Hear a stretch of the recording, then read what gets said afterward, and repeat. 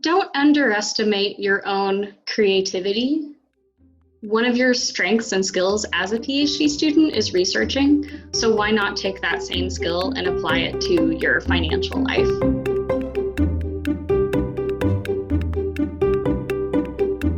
Welcome to the Personal Finance for PhDs podcast, a higher education in personal finance.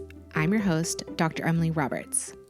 This is Season 5, Episode 12, and today my guest is Dr. Rachel Blackburn, an assistant professor at Columbus State University. Rachel's PhD stipend at Kansas State University was approximately $1,000 per month, and her rent claimed half of that. But she resolved to do more than just scrape by financially. We discuss in detail how Rachel optimized her pay rate in her side hustles, generated extra income through credit card churning, and travel hacked her personal and professional trips. By combining these techniques, Rachel not only contributed to her Roth IRA during grad school, but also paid down student loan debt. You won't want to miss the excellent insight she shares at the end of the interview. Without further ado, here's my interview with Dr. Rachel Blackburn. I have with me on the podcast today Dr. Rachel Blackburn, and she has a really exciting sort of story to tell us from back when she was in graduate school, how she managed to generate extra income so that she was able to start a Roth IRA, which is just an amazing goal, and I'm so excited to hear more about the story. So, Rachel, thank you so much for joining me today, and would you please introduce yourself to our listeners? Yeah, thank you so much for having me. So, I am Dr. Rachel Blackburn, and I am currently an assistant professor at Columbus State University, which is in Columbus, Georgia. Great. And where were you in graduate school? So I did a Master of Fine Arts degree at Virginia Commonwealth University, and then I did my PhD at the University of Kansas. Excellent. Mm-hmm. So you've moved around quite a bit, it sounds like. Yeah, I have. Tell me about, I guess, your stipend during graduate school and why you needed to look outside of that, why you ended up generating extra income. Yeah, absolutely. So during my MFA program, it was all student loans. That's all it was.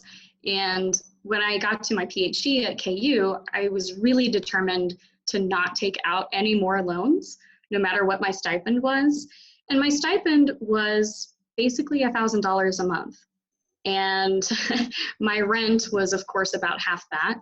And so, I realized that if I ever found myself in a situation where, it was okay to scrape by, like if I budgeted really carefully, I knew I'd be okay. But I was worried about unforeseen elements like a car breaking down, a major hospital visit, something that would really require me to come up with a lot of money at once. And that's what I was concerned about. A couple points in there that I just want to follow up on, because I think it's a great example for anyone who's maybe looking at a stipend offer letter, or maybe you've just started graduate school and you're kind of still figuring out, what your budget's going to be. So you just mentioned your rent was about 50% of your pay, which is sort of widely considered to be too high, right? So according to the balanced money formula, which is to me is a good reference point, all of your necessary expenses should be about 50% of your pay. So not only rent, but also utilities and paying any like contracts that you're in, and your transportation and your basic food, like all of that stuff is supposed to be within 50%, which is actually a high bar for many graduate students to reach, but it's just kind of a good reference point. So you knew, seeing rent at 50%, this is going to be pretty challenging. And like you said, you also we're anticipating having occasional large, hard to cash flow expenses, which is so common to anyone who lives for about a year or longer. You're going to realize you have these large expenses sometimes. So that's why you turn to generating extra income outside of your stipend. So you start that right from like the beginning of graduate school. And I'm kind of wondering, or rather at the beginning of your PhD program, and I'm wondering, was this a common thing among your peers? Did your advisor know about it? Was this a thing that people did and they were open about, or was it more kept quiet? It was really kind of kept quiet. I don't know how many students revealed to faculty that we were all taking on side hustles. I think maybe later on it did, when push really came to shove, and things like my advisor saying, I think we need to look to defend your dissertation in the following semester instead of this one, and me being like, I literally cannot afford another semester of tuition. You're going to have to help me get this done now, so things like that. I think, yeah, when push came to shove, we probably revealed a little bit more about our financial situation. But really, the only people that were doing okay in grad school and didn't need to side hustle were frankly people that had 2-income households. So most often married couples. Yeah. Yep. Super common there. I mean, really paying $1,000 a month, like the faculty should be aware also living in the same city, right? And presumably having a much higher income, they should be aware that that is not enough to live on without either taking out student loans, which, as you said, like people have enough experience with student loans to know that they should avoid them if at all possible. Yeah. They should know it's really not enough to live on. So it should be sort of like no surprise to anyone that this is going on. Yet, as you said, in most of the time, it's not really something that is talked about very openly, at least between, students and their advisors or students and the administration.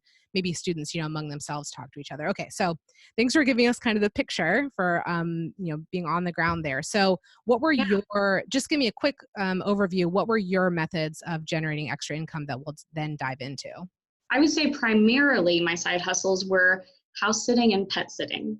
Those were easy to do. And what was great about them is that you did a decent job with one, that professor would recommend you to other professors. And professors are always going out of town for guest lectures and conferences. A lot of them have pets. If you have a halfway decent sense of compassion as a human being, you'll be fine taking care of a pet.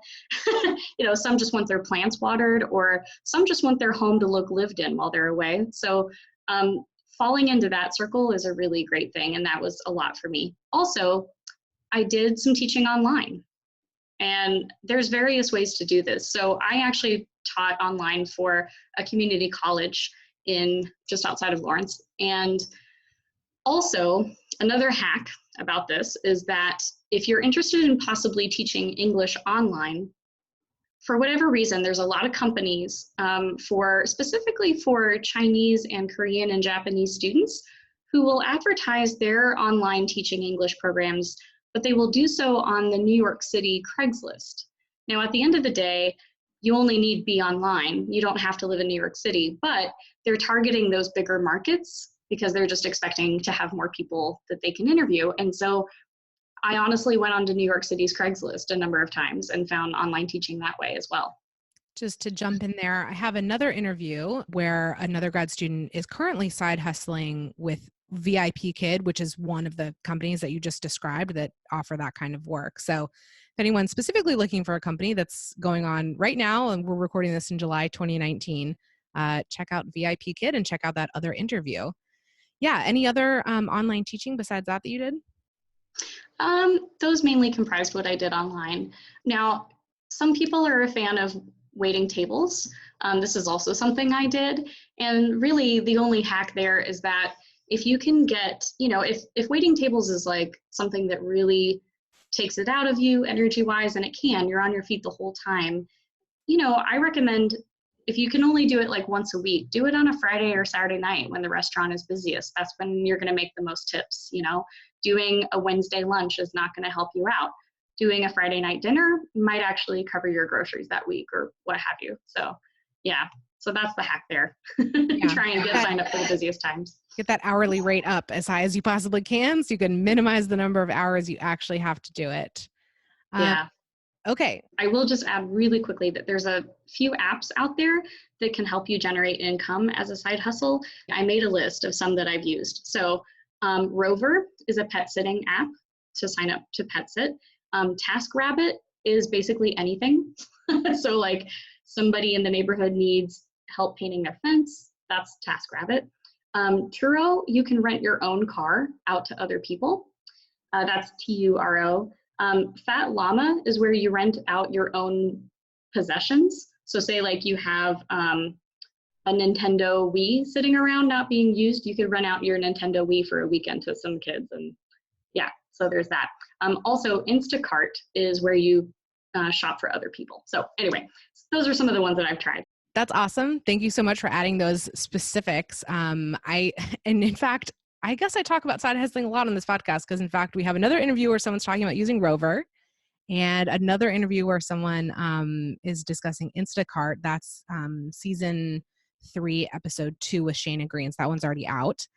So yeah, Okay. to follow up on any of those, but thank you so much for giving those specifics. That's a really great next step for anyone looking to those side hustles. But Yeah. then we also wanted today to talk about credit card churning and travel hacking. Mhm. So, the listeners may not be very familiar at all with what credit card churning is, what travel hacking is. So, can you start with some basic definitions here for, let's say, credit card churning first? Yeah. So credit card churning.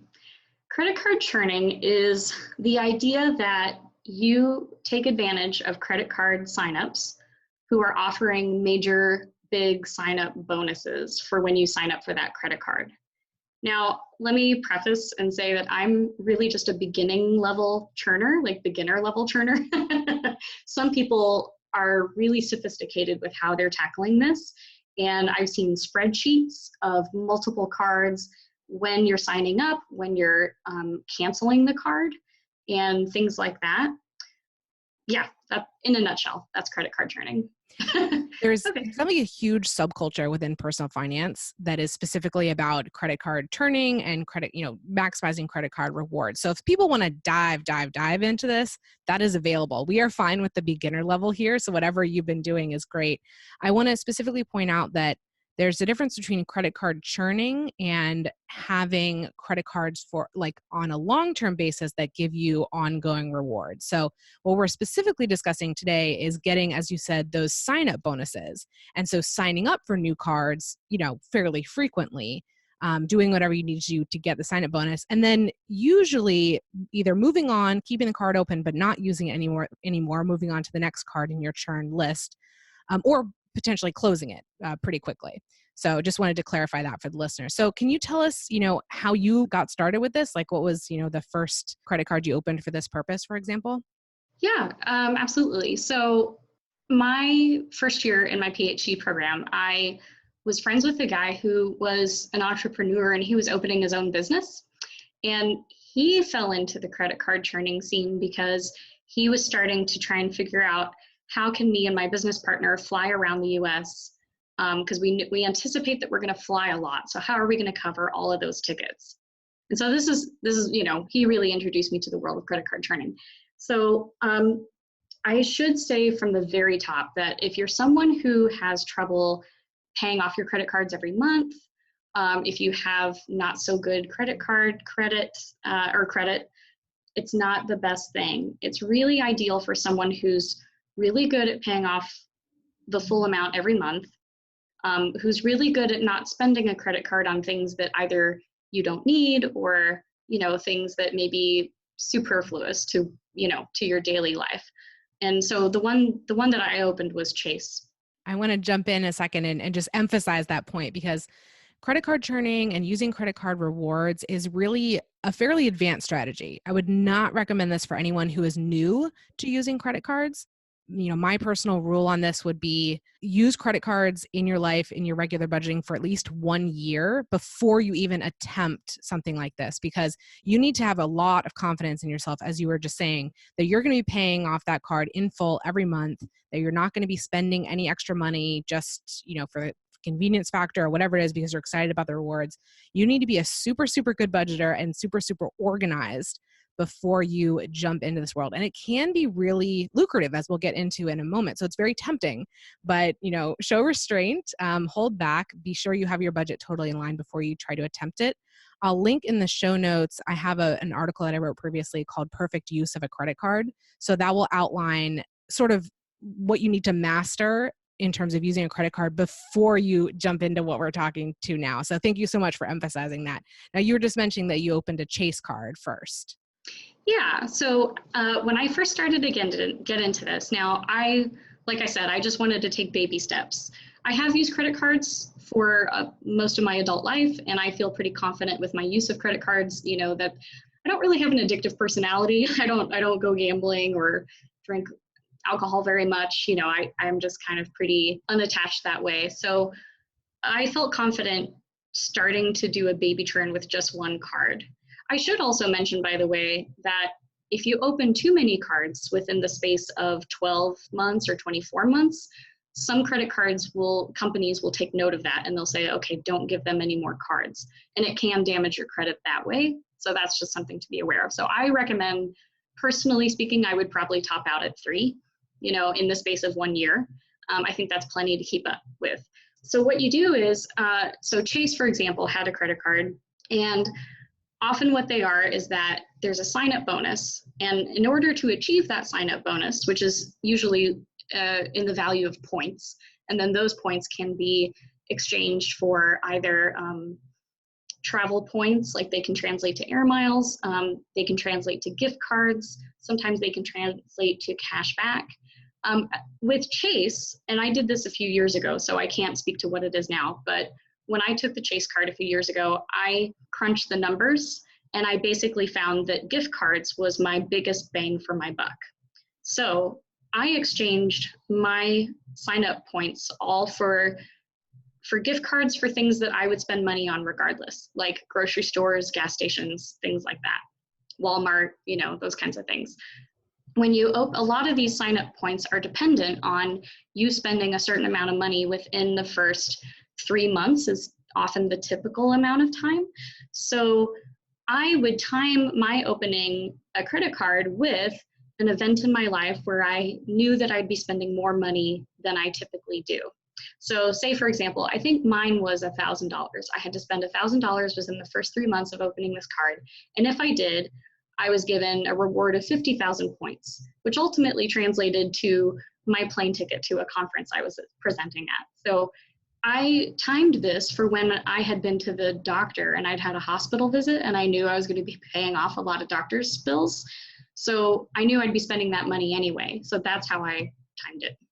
We use the exact same strategy when we, I wouldn't say we were credit card churning, but, signing up for sign-up bonuses from time to time, doing the exact same thing as you did, like looking at our upcoming, 6 months or year, whatever, and identifying a few points in the year where, okay, we're going to pay our car insurance, once every 6 months. So that's like a pretty big bill. We can put that on the card. Oh, we're going to have to buy a flight to here or there.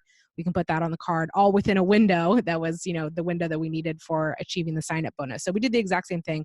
I think that meeting those minimum spending requirements can be, very typically a challenge for someone who lives on a lower income, right? Because you don't have a lot of spending that goes on in a given month. Let's say, most people will not be paying their rent with a credit card. Usually you have to pay a fee or something to do that. So if you're going to exclude rent from this calculation, then there's not that many other things maybe that will help you achieve this minimum spend. So definitely looking at your calendar and anticipating upcoming expenses, signing up for a card that'll give you the right window when you're going to have to pay those expenses. There's a little bit of a trick to it when you have a lower spending lifestyle. Absolutely. Timing is everything. I also didn't realize, even for myself, how much I spent cash on lots of things. When I started really concentrating and focusing and saying, okay, I could pay cash for this, but I could pay a credit card. Let me just pay with a credit card. I'm starting to realize that there are very few instances in which it benefits me to use cash, to be honest. Now, I do keep cash on me at all times, just in emergencies, who knows, but I did start, using a credit card for a lot more things than I had. And I find that the rewards, they do come back to me. Yeah, but no, that's a fair point. Like, unless timing is everything with the credit card churning, like when you open the card, when you decide to cancel the card, that kind of thing. Yeah. So you said that for you probably max out at about 3 cards per year. That's what you've decided you can handle in your personal spending and tracking everything. Other people do a lot more, but that's what works for you. And that when you first started doing this, you would trade these points you generated for gift cards because that was what you figured was going to be your, maximizing those points. Has that continued to be the case? Do you always do gift cards or have you redeemed for other types of rewards? At one point, I did redeem for travel points because, like I said, I was paying for a plane ticket. So it was easy to translate those to air miles and to do that. What I have found in my experience is that what's helpful is that kind of letting life happen and determining, oh, okay, you know what, this month I have a lot of unexpected expenses. So actually what I could do to save myself some money this month is go ahead and redeem some points for, say a grocery store gift card or a gas station gift card. because that helps offset the unexpected expenses that I'm having. However, later on down the year, I might find like, oh, I really need to take a trip to this conference, or I need to go on this research trip. And at that point, maybe the air miles are more helpful. So it just depends. You know, the nice thing about gift cards too is that, you know, if you want to kind of, dare I say, splurge and get yourself a gift card to like AMC theaters, or, you know, so you can see a movie, or something that's like a small, not too expensive luxury, later on when you go use that gift card to go see that movie, you don't really feel as guilty about it because you're not spending your own money. You're actually just spending the rewards that you've already incurred from paying on your credit card. So that's kind of a nice thing that I feel like is a guilt-free way of treating yourself to the occasional movie or what have you, because as we all know, grad school is so stressful. Yeah. I really like that strategy that you're kind of using the points or whatever that you build up as almost like kind of a piggy bank, like that you can then deploy as needed in the future. And of course, using it for lifestyle upgrades, like going to the occasional movie or whatever you want. Like when you have your stipend paying your baseline expenses, then you can use your side hustle money, the credit card rewards, whatever it is, for big expenses as they come up to ease your stress, or just, you know, more of life's pleasures. So I really like that strategy. Any other things you want to share with us regarding credit card churning? I really do recommend keeping a spreadsheet with all of your information, just to make sure that you're, you know, keeping track of what you're spending. You're keeping track of, is this really for sure financially benefiting me? Am I getting rewards versus am I tempted to spend more money just because I'm trying to meet some kind of, you know, sign up reward or something? Also, don't be afraid to cancel credit cards. You know, a lot of these cards start off free the first year, but then have an annual fee that they'll charge you. And sometimes those annual fees hit you and you go, oh no, I didn't realize I was already a year out from when I started this card. So, you know, make sure that you keep a tally of dates of like, okay, I need to make sure I cancel this card by this date, and so on and so forth, just to keep yourself on the straight and narrow with the turn. Totally agree. I have to admit myself, just last month, I had an annual fee for one of my cards hit, and I was kind of like, oh, I guess I'm keeping that card another year. I mean, there's a waste. I mean, I could probably still call and get out of it, but I was kind of like debating, should I have canceled it before the year is up, or should I keep it? And then the year was up before I kind of, you know, had my bearings about it. So I'm going to start a spreadsheet and put that in, because I'm definitely canceling it by the end of the second year. So Yeah. in fact, it's already on my calendar as a reminder to do that. So yes, being very organized, super, super crucial with this strategy. Emily here for a brief interlude. Tax season is upon us, and while no one loves this time of year, it's particularly difficult for postbac fellows, funded grad students, and postdoc fellows. Even professional tax preparers are often thrown for a loop by our unique tax situation. And don't get me started on tax software. I provide tons of support at this time of year for PhD trainees preparing their tax returns, from free articles and videos, to paid at-your-own-pace workshops, to live seminars and webinars for universities and research institutes. The best place to go to check out all of this material is pfforphds.com/tax. That's pfforphds.com/TAX. Don't struggle through tax season on your own. Visit my website for the exact information you need in the most efficient form available. Now back to the interview. So let's talk more about travel hacking. And you already mentioned, you know, using the credit card signups to then generate points that can be translated to airline, you know, different airlines depending on the card and who their partners are. So that's definitely one way to go about travel hacking. But you said you had a few other travel hacks you like to use. Yeah, I do. So, okay. So some of these are really simple and kind of a one-time thing. Some of these are a little bit more shady, if you will. Not shady, I'm not going to recommend anything illegal, but a little sneaky. So one of the sneaky things that I did, and I'm sure I can't be the first person to do this or come up with this, but I would be very careful about timing my applications for funding, because within the university, because some funding applications will say, are you receiving funding from any other source? And I want to be able to say, no, I'm not. And that's true if I have not yet received, official funding from another source. So I was very careful to time my applications in such a manner that allowed me to always be able to say, no, I'm not receiving funding from another source. And if I then apply to another source after I've submitted that application, well, who could have foreseen that I would do that? So that's one hack. Yeah. Another kind of smaller hack is that a lot of us, I think, forget that as grad students, we're still entitled to student discounts. So things like STA Travel, which is the Student Travel Association, they have a website where you can look up airfares and all kinds of things. That's, something to take advantage of, in addition to all the sort of usual suspects like, like couch surfing and Airbnb and things like that. I don't know about Student Travel Association. Can you say more about that? Oh, yeah, sure. Student Travel Association, I discovered them when I was in college, actually, because I was studying abroad and I was looking into airfares and things and wondering if, is there a way I can hack my way into traveling more beyond my study abroad semester? So that's when I discovered STA Travel.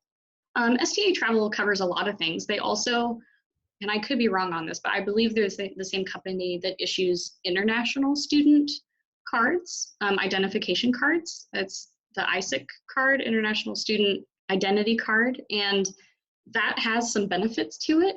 In fact, recently they've started making them like a credit card. So you can even add money onto them and use them as a form of payment.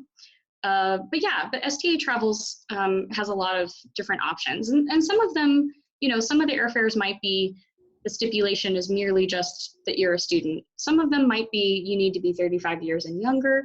So it kind of depends. You have to check it out. But it's at least another source. This reminds me, and maybe this is part of that association, but just about hostels. Like some of them are only open to students or maybe people of a certain age. Not super common in the US, but abroad much more so. Is that kind of the same idea? Yeah, absolutely. And actually, when it comes to hostels, if you haven't discovered Hostel World, hostelworld.com, they're a great source for housing. And I've used them abroad a lot, but in the bigger cities in the US, you'll find Hostel World locations too. And it's amazing how cheap you can get, and a lot of people say, well, I don't feel comfortable, sleeping in a room with like 10 other people that I don't know for $10 a night. A lot of properties on hostelworld.com do offer private rooms, and they're still cheaper than what you would find on Airbnb or, I actually used Hostel World. I think it was through Hostel World when I traveled to Chicago one time when I was in graduate school. And my husband and I, who had no interest in staying in separate, rooms with many other people, were able to book a private room, together at the hostel, which worked out really well for us. It was very inexpensive. So yeah, thanks so much for mentioning that. And also STA Travel. I spent 10 years in college and graduate school, and I'm really kicking myself that I did not know about this. So thank you so much for mentioning it. What's the next travel hack on your list? Yeah, okay. So some of those, just those websites, also worth mentioning briefly, if you ever are traveling abroad, Ryanair and EasyJet are budget airlines and they're really inexpensive, and that's helpful to know. But unfortunately, those seem to be limited to Europe. Okay, so another thing is I've also crunched the numbers on this, and if it's possible to drive, and if you are receiving funding for, say, a conference or a research trip, driving actually optimizes the money that you're spending because you might actually get more back. A lot of universities have a really nice high mileage reimbursement for driving. And so if you can drive, but you were thinking of just taking a plane just because, it might actually be worth your while financially to drive.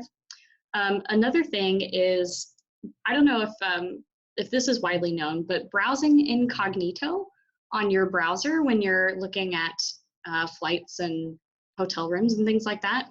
So with most browsers, you just go to the settings, or you go to, usually it's, I use Google Chrome. So for Google Chrome, it's the upper right-hand corner, and you pull down the drop-down menu and you just say that you want to browse incognito. And what that does is it sort of erases your all of the memory and cookies that are stored in your browser. And for whatever reason, say like Orbitz, for example, if they know that, oh, Rachel Blackburn comes to us and she buys plane tickets through Orbitz a lot, we can probably charge her just a little bit more because she's likely not going to look at any other sites for fares. And so browsing incognito takes away their ability to do that. Yeah, really good tip. Anything else in that travel hacking list? Okay, so one thing I've done, and this might be a little on the riskier side, and I certainly would never ever blame anybody for not wanting to do this, but when I've had, let's say I'm driving long distance and I know that I'm going to have to crash somewhere, if you feel comfortable, and especially like as a single woman, maybe you feel more comfortable doing this if you have a friend with you or something like that. A lot of hotels that are these kinds of like motels that you see on the side of the highway when you're driving long distance and you're kind of in the middle of nowhere, they will lower their fares quite a bit if you show up late at night and you're like, hey, I need a room, and they've only got like maybe 10 other people in the hotel, and they'll say, okay, it's $99 for the night. And I'll say, oh, you know what? I'm sorry, that's a little bit more than I was wanting to spend, so I'm just gonna go on. And then they'll say, no, wait, because who else is gonna drop by late at night to stay? So a lot of them will actually negotiate fare with you, and they'll drop it down. Say like, okay, well, can you do 75? Yeah, that's better. Okay. So just, now that does mean that you're not making a reservation ahead of time. You also run the risk that they may not negotiate with you. That can happen too. So I try to always, if I'm taking this route, I try to always stop off in a town that's large enough to have at least 3 or 4, off the highway motels where I can try that tactic. I'm really glad you mentioned that because we have so few opportunities for negotiation in the US for these types of sales. So yeah, that never occurred to me, but I really like this strategy. I can't say I'll necessarily do it, but I do like the idea. Yeah, it's for the bold and the brave. For sure. It Yeah. is, I mean, if there is a town where there's, 2, 3, 4 of these, then they know that you can just walk down the street and try the same tactic. It's not going to cost you hardly any more time. So why not? How late is late at night, by the way, for you? After what time?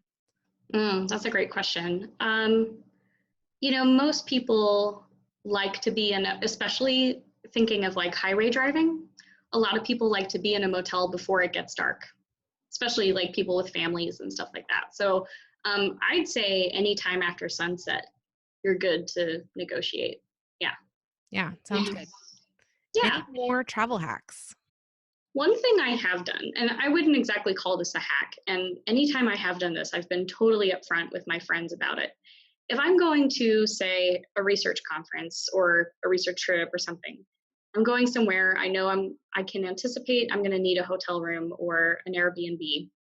I will often invite my friends along, and not friends who are PhD students, but just friends of mine. And I'll be upfront and I'll say, listen, would you want to come hang out with me in this city for a weekend? And we can split an Airbnb. And when I'm at my conference, you can do your own thing. And when I'm not at my conference, we can hang out together. And I've done that before, and it's great. I mean, it's a double benefit of getting to see friends that you wouldn't otherwise see. But also you have someone to share the conference with who's not necessarily associated with the conference. So like I did a research trip to LA at one point, and I invited 2 of my girlfriends along, and I said, hey, I'm going to be in LA for a long weekend.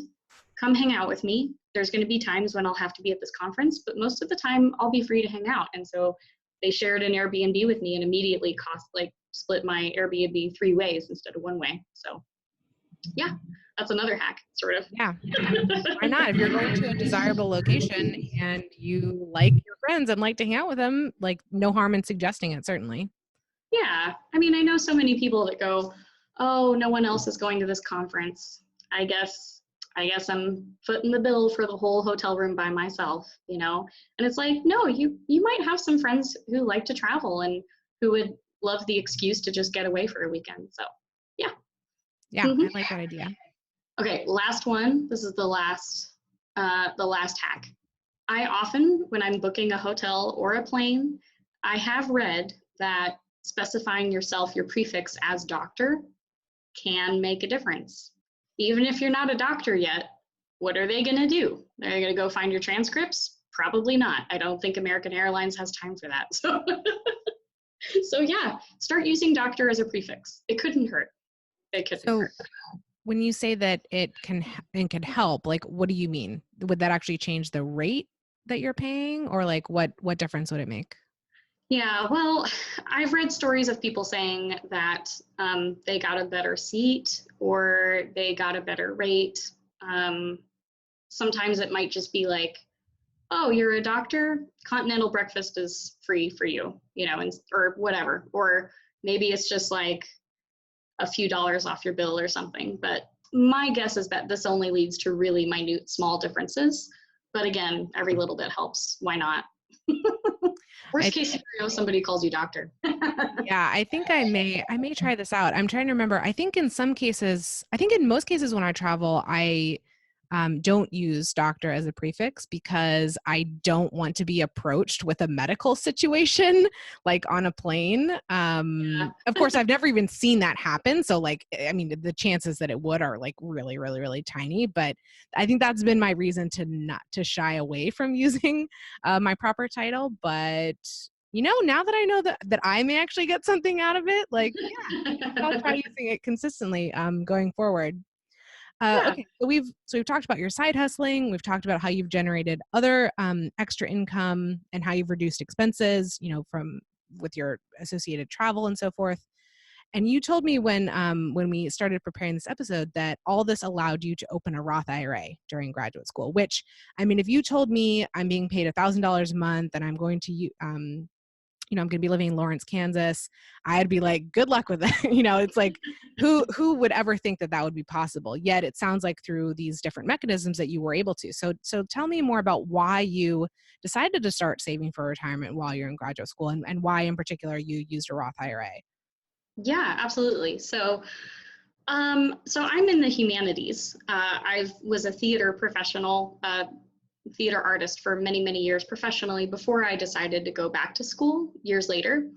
And because of that, I was a freelance contractor for a lot of my life, a lot of my working adult life. So I was never hired on a permanent full-time basis. I was often hired on a full-time basis for the next 3 months, and then I was again hired somewhere else for the next 3 months.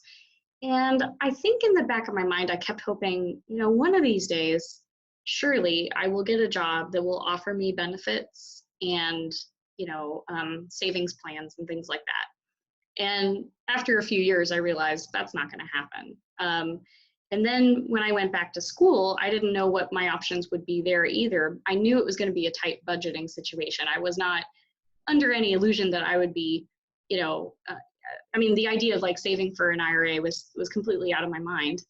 But somewhere during the PhD, and at this point in my life, I'm like early 30s, 32, 33. And I thought, if I don't make this happen for myself, it might never happen. I might, we all know the statistics about finding a tenure track job after you graduate. And I just thought to myself, I can't keep telling myself, don't worry, one day you'll get that job. Don't worry, one day you'll get those benefits. I thought, okay, it's up to me. It's up to me to do it. So I just need to really be creative and smart about how I'm saving money. I was able to open a Roth IRA with Vanguard. Now there again, and for those listening, PhD students, we're great at research. Just research around, figure out, one thing I liked about Vanguard was that they seem to have, I believe, and I don't want to misspeak because I could always be wrong. There could be information I don't have, but they seem to have kept their nose clean relatively through the recession. And that was one thing that really attracted me to them. I also spoke to friends and family that were involved in business, and they all said, oh yeah, Vanguard's a great company. So that's how I chose them. I also just researched financial products, and I said, okay, what makes the most sense to me? I wanted something that would hold on to my money and wouldn't let me addict. Because if I could pull it out without penalty, I probably would. And that's just a personality assessment on myself. So I wanted a financial product that I could put money into anytime. I wasn't worried about being taxed on it. So that's why I chose the Roth IRA that I did. And it would give me incentive to not take the money back out. So yeah. That sounds perfect. I think you had great insight there about if you don't make this happen for yourself, it may not happen. Now we know that you now have that tenure track position. You know, you're one of the lucky few, right? But so many people, yeah, so many people currently in grad school or maybe in a postdoc or something. You don't know what your job is going to be in the future. And kind of the way things are trending is away from not only our pensions, in many cases a thing of the past, even having, what would be full-time benefits, like having access to a 403b or 401k or whatever, that is disappearing too, as more and more people are entering, the freelance market, as you said, are doing contract work. And so really at some point, as you just said, you just need to make it happen for yourself, because you can't necessarily rely on an employer to do this for you anymore. So it's a hard realization, but it's one that if you do have it early on, like you did prior to graduate school, or maybe during graduate school or during a postdoc for other people, you know what? Go ahead and get started, because it's a great, like now is always kind of the best time to do it, right? Like best time to start saving retirement. Well, that was 10 years ago, but the second best time is right now. So go ahead and get started, and don't let, in the future things will be different, hold you back from that. So I really love having the story from you of, yeah, my stipend was, very small, not really sufficient for even, relatively low cost of living area. Yet this is what I did to change this. I hustled in this way. I was super smart about deploying my credit score in this other way. I kept my travel expenses down in this way. And look at that. I was able to start saving for retirement based on all those strategies. And now, of course, you have, the full-time job, and things are working out very well, it sounds like. So I love this story, and thank you so much for this interview. And as we kind of sign off here, I just wanted to ask you, what is your best financial advice for another early career PhD? Don't underestimate your own creativity. One of your strengths and skills as a PhD student is researching. So why not take that same skill and apply it to your financial life? If you had told me when I was in my MFA program, hey, guess what? In a few years, you're going to make up your mind that you're bound and determined to open an IRA. I would have said, that's crazy. How am I ever going to save for an IRA on a stipend that I have? And my other best piece of advice, I decided that because your loans are deferred while you're in school, if you can pay on your loans while you're in school, you're only paying principal. So that was my other goal throughout grad school, financially speaking, was I was bound and determined, even if it was $10 a month, that was still, $120 less on my principal at the end of the year. So however small it is, just chipping away at those student loans while you're in school will really help you by the time you're out of school. So I love both those pieces of advice. Deploying your creativity and your research skills to your finances, as well as your, academic interests. And then, just because your student loans are deferred doesn't mean you have to ignore them. Go ahead and start paying on them to whatever degree you can or are interested in, and or do this retirement investing. Both of them are going to greatly benefit you by the time you finish up with graduate school and have to make payments on the student loan. So Rachel, thank you so much for this interview. This is really, really insightful, and I enjoyed speaking with you. Yeah, thank you so much for having me. It was great talking to you. Listeners, thank you for joining me for this episode. pfforphds.com/podcast is the hub for the Personal Finance for PhDs podcast.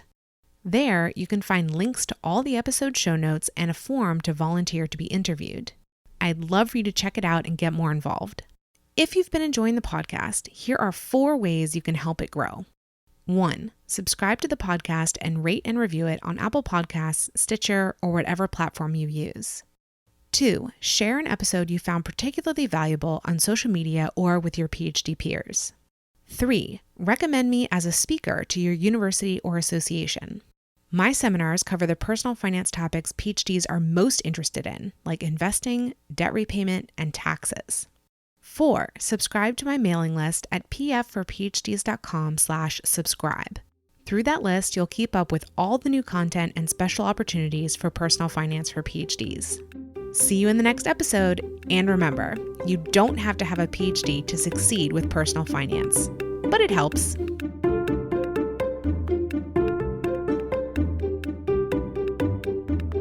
The music is Stages of Awakening by Poddington Bear from the Free Music Archive and is shared under CC by NC. Podcast editing and show notes creation by Miriam Ock.